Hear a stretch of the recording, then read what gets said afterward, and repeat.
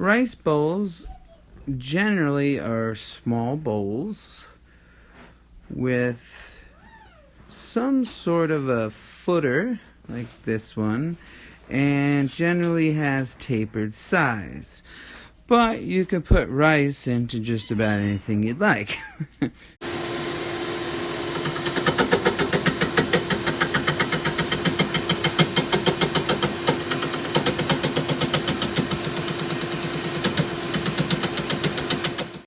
Okay, so I'm pretty impressed. The grain on this is really neat. It reminds me of, as you can see here, flame box elder. And it's just really, really neat. And as I continue to turn from a larger diameter at the top of the bowl down to a smaller diameter at the bottom of the bowl, the so-called flames or spiky pattern will become longer and more pronounced in the bare areas.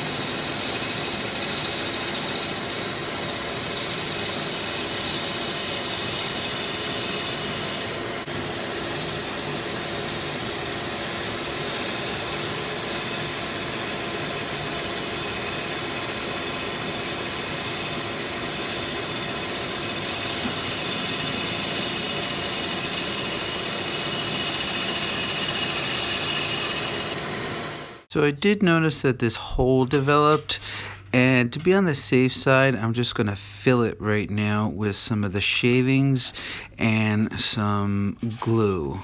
I started with a thick viscosity CA glue and kind of mushed it in and put finer dust grain particles in there, and then I will continue with a thin viscosity CA glue to help soak in the finer particles and get all around, and hopefully that'll hold it well.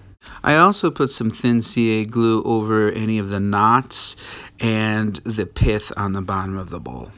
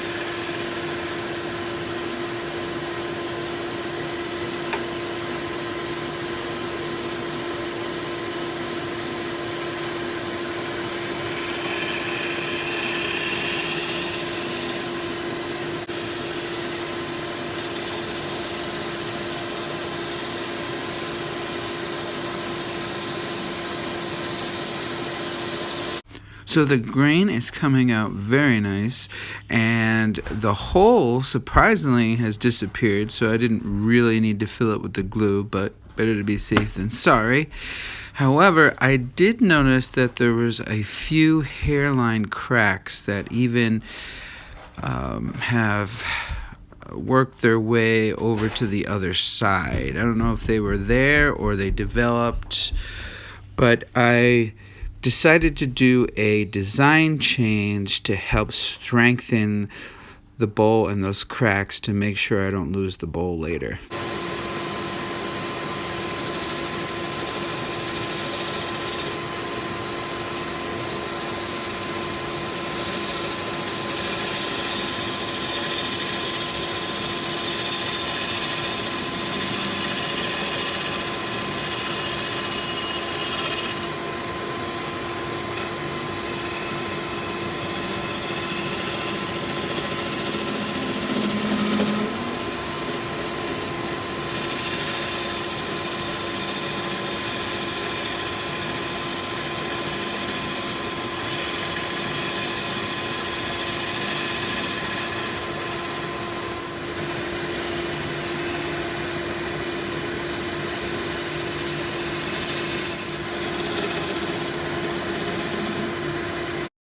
Now I switched over to a square carbide cutter to finish up the bottom of the bowl, make sure that it's flat, and to start my tenon to flip the bowl, and then I'll finish the tenon up with a dovetail for my jaws with a skew. Here I'm adding a cove to the footer of the bowl.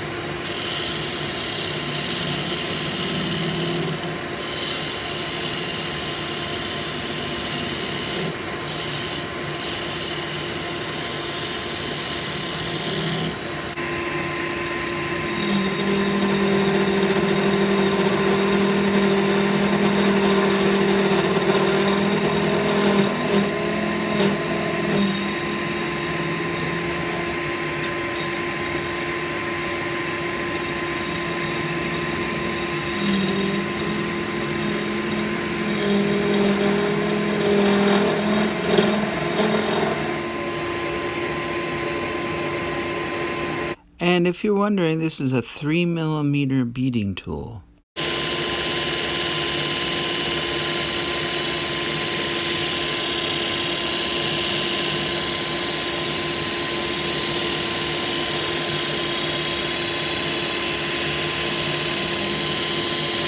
This type of tool, you just pivot from side to side.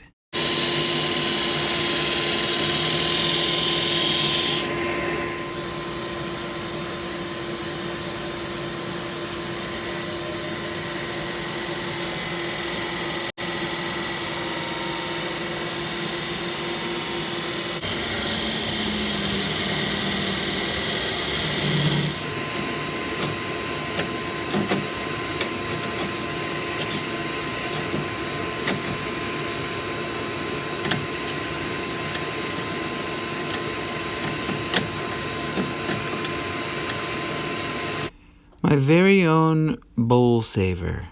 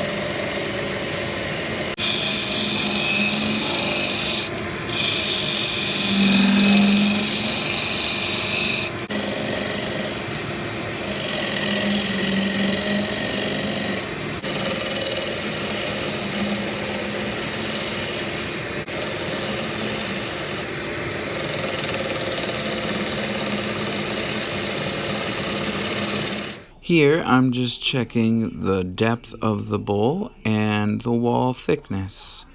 Now, just as a precaution, I'm going to add some masking tape over the knots so they don't pop out. Sometimes that happens when the walls get thin.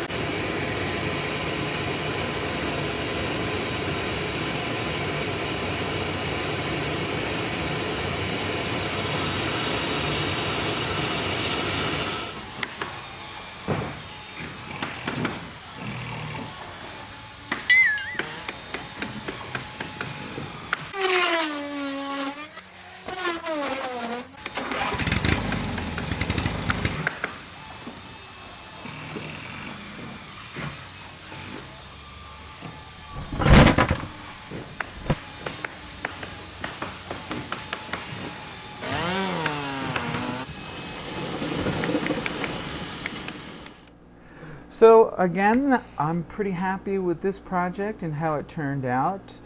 I called it a rice bowl just because of the shape and the size of it.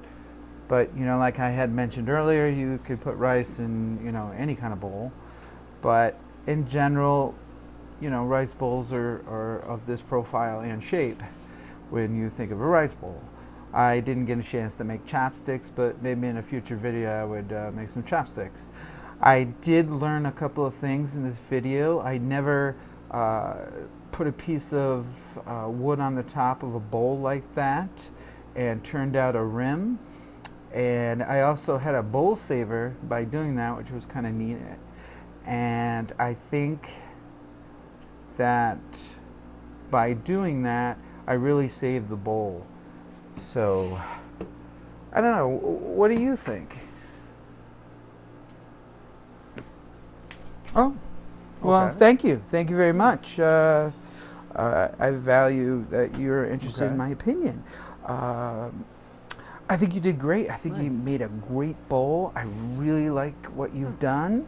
I don't know. Let's check out what. When did what you he get wants. here? Oh well, I think you could have done a little bit better, but you know, it was a decent try. I think you should try harder next time. But you know, I give you an A for effort. I mean, I'm just trying to keep it real here for you, buddy. All right. Well, Would be nice. Well, as you can see, there's a lot of opinions out there. You know, everybody's got a rear end, you know, that kind of thing. Oh, wait. No. Opinions are like people, everybody's got a rear end. I don't know. Something like that. Anyway. You know, this guy's Mr. Ed. This guy's Mr. Super Ego. If you're into psychology, that kind of thing. But, I don't know. In all, I think I did pretty well. So, I hope you enjoyed this video. And until next time, stay safe in your shop at all times. And take care.